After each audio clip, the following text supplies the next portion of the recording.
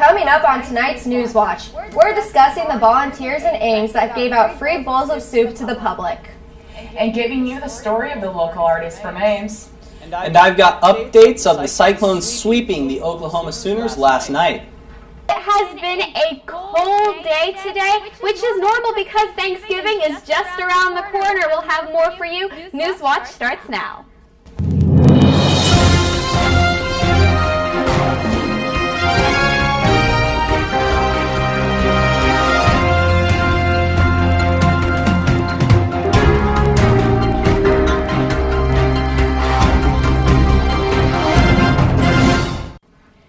Good evening, and thank you for tuning in to Newswatch. I'm Rachel Joins. And I'm Hollie Schlesselman. Thank you for joining us. The Ames Housing Department and its volunteers hosted its 10th Scoop of Soup on Wednesday night at the Lincoln Center Hy-Vee. This event is part of the city's participation in National Hunger and Homelessness Awareness Week.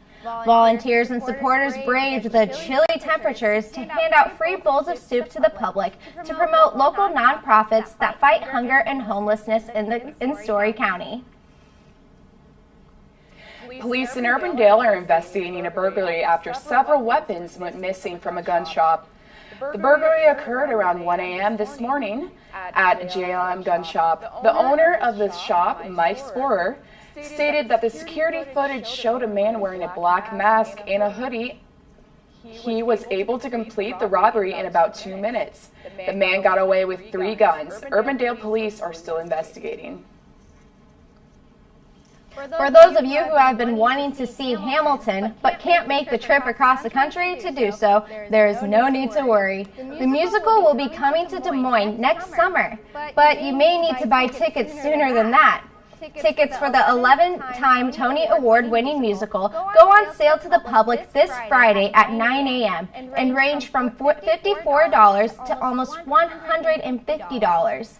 They can be purchased online at dnp.a.org or by phone at 515-246-2300.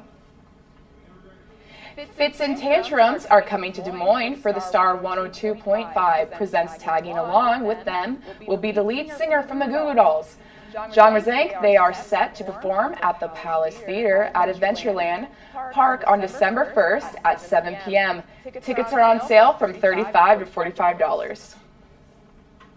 Reporter Paul Haddish gives us the story of Sirocco Garcia, a local artist from Ames. Take a look.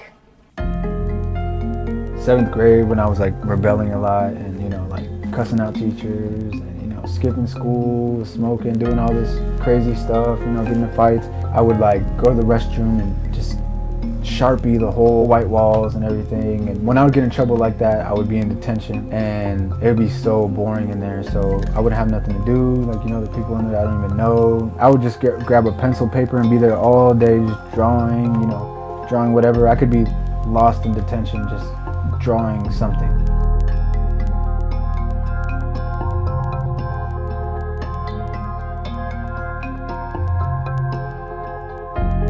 My senior year was hard. It was, my mom had went to jail, my dad had went to jail, so I was living with my aunt. I didn't know what I was gonna do. I didn't know if I was gonna drop out or anything like that.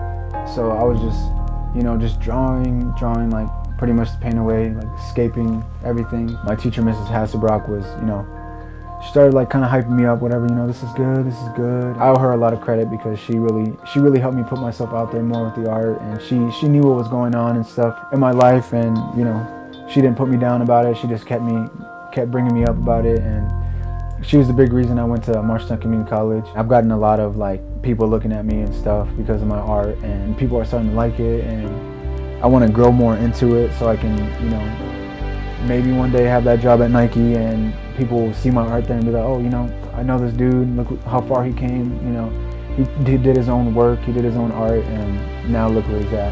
I hope to start out small, somewhere small, and learn everything I gotta know, how it is in the industry, and then hopefully make it big somewhere. And I got a lot of people to take care of. I just love seeing my family happy, and one day hopefully I'll make it and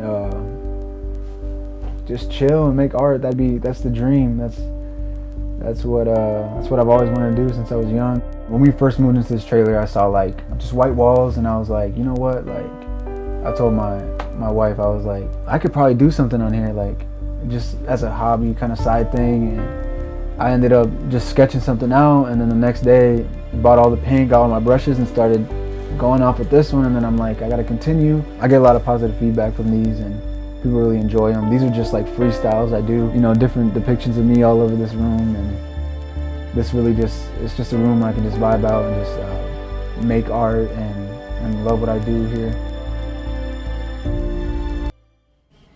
Don't go away. Up next, we have a story from the Boone man being charged with domestic abuse. Welcome back to Newswatch. 45-year-old Jay Swatsy of Boone was convicted of domestic abuse. He faces a Class D felony for assault by strangulation and a domestic abuse charge.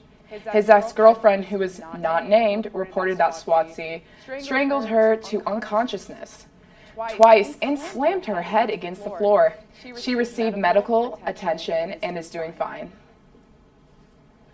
Radio host Leanne Tweeden is alleging that Senator Al Franken forcibly kissed her during a USO tour and has a photo of the senator appearing to grope her while she slept. She wrote an essay titled, "Senator Al Franken kissed and groped me without my consent, and there's nothing funny about it." The essay details her experience and her reasoning for coming forward with her story.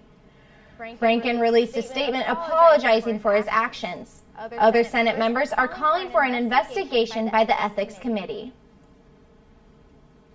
71-year-old actor Sylvester Stallone is the latest celebrity to be accused of sexual misconduct.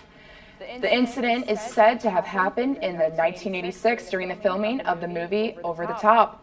A 31-year-old police reporter states that the then 16-year-old girl had consensual sex with Stallone. The age of consent in Nevada is 16.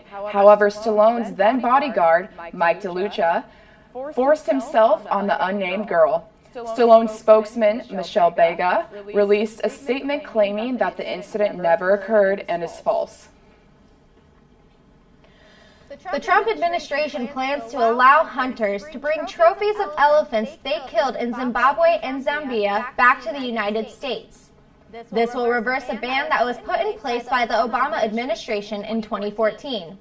Elephants are listed as endangered species under the Endangered Species Act. However, a provision in said act allows the government to give permits to import trophies if there is evidence that the hunting benefits the conservation for the species. It was not said when the reverse of the ban will be set. This Thursday, the House passed a nearly $1.5 trillion tax bill that would slash tax rates on corporations and private businesses, overhaul the individual tax code, and eliminate taxes on the wealthy heirs. The 227-205 vote on tax cuts and job cuts is victory for Speaker Paul Ryan and the President Donald Trump, but the legislation faces an uncertain future in the Senate, where Republican leaders are still trying to build consciousness among members for their own tax bill. Some Puerto Rican economists and officials are warning that under the new tax plan, Puerto Rico could lose manufacturers. As the Republican-controlled House of Representatives passed sweeping tax legislation, several economists and officials in Puerto Rico warned Thursday that the bill, if it becomes a law, could devastate a struggling economy further weakened by a hurricane 2 months ago that nearly flattened the U.S. territory. Welcome back to Newswatch. I'm meteorology student Hannah Messier. It is normal temperatures for November, 22 degrees Fahrenheit Ames, 27 in Des Moines, and 24 in Cedar Rapids. Tonight we are going to have increasing clouds as it gets later. Tomorrow will be warm in the 50s, but it will be a rainy day for us tomorrow. The weekend we have a small chance for snow, but other than that the sky will be clear and have fair weather. Right now it is warmer towards the west, 55 North Platte and 49 in Hayes. Cooler as you head east, 37 in Chicago, 36 in St. Louis. Right on radar, we have clouds slowly moving into central Iowa, clearing out as we head into the rest of our evening. Right now the temperatures are 31 degrees in Ames, 35 in Des Moines. Wind speeds, we have 14 miles per hour in Fort Dodge, 15 in Carroll, 21 in Spencer. Tomorrow is going to be very similar to today, 41 in West Union, 49 in Muscatine. It'll be 58 in Council Bluffs, and we have 47 in Sioux Rapids. So mid-40s all across of Iowa tomorrow. Clouds do move in with possible rain showers tomorrow morning as you're walking to class. Those will increase as the day goes on, bringing tomorrow night we have rain showers in Ottumwa and snow up in southeastern South Dakota. Saturday we have more snow that pushes in overnight. We'll have to see whether or not it sticks though. Tonight it's 33 degrees, again increasing clouds as we head through our night. Winds are going to be up there, southeast at 10 to 14 miles per hour. Tomorrow we're looking at a warm, wet, rainy day, 50 degrees, and at least it won't turn into ice with this temperature, which is a very good news. Southeast winds 6 to 14 miles per hour. And as we take a look into what's going on for the rest of your week, it is going to be rainy on Friday, 50 degrees. Heading into our weekend, 41, 45 on Sunday. And then next week, it warms up slightly, 55 degrees on Monday before cooling back down on Wednesday and Thursday, 37 degrees on Wednesday. And we'll have more for you on Newswatch after the break.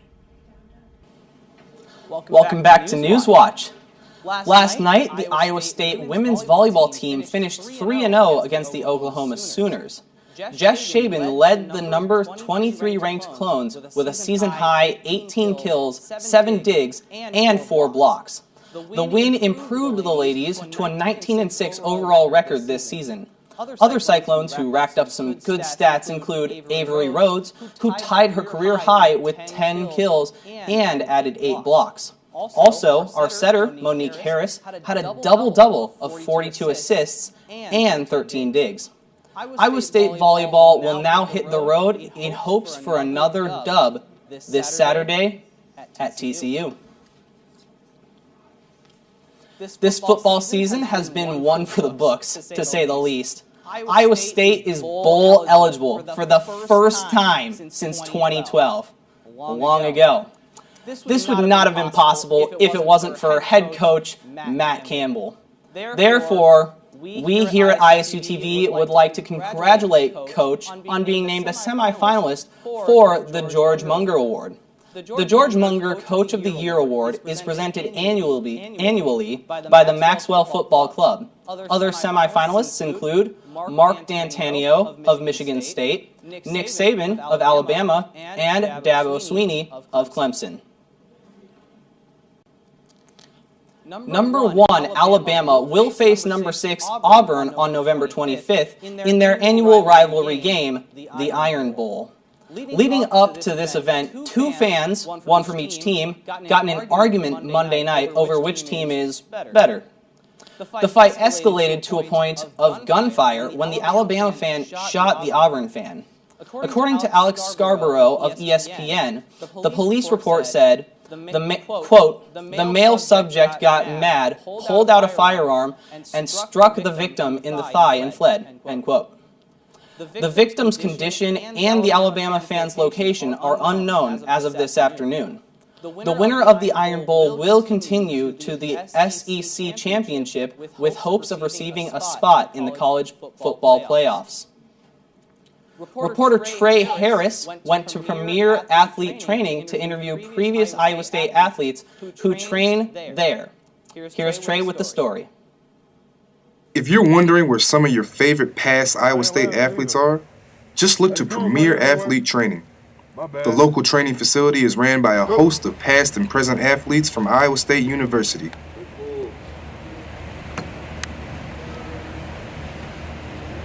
I'm Ernst Brunn, originally from Atlanta, Georgia. Went to Iowa State 2011 through 2013. When I was at Iowa State, I was MVP my second year there, the bowl game, all Big 12. Mackey Award watch list there, Big 12. And, we went to 2 bowl games while I was there. After that, went to NFL, signed a free agent deal with the Oakland Raiders. Was there for a while. Then got released, played in Dallas, played in Omaha as well, then played for the USA team, then went out to the Washington Redskins. I was with them for a couple of months there, and then I got released. And after I got released, man, it opened up my eyes to, football wasn't everything, man. Their team is providing local athletes with the opportunity to receive advanced sports training in Central Iowa. 5-step burst and coast out.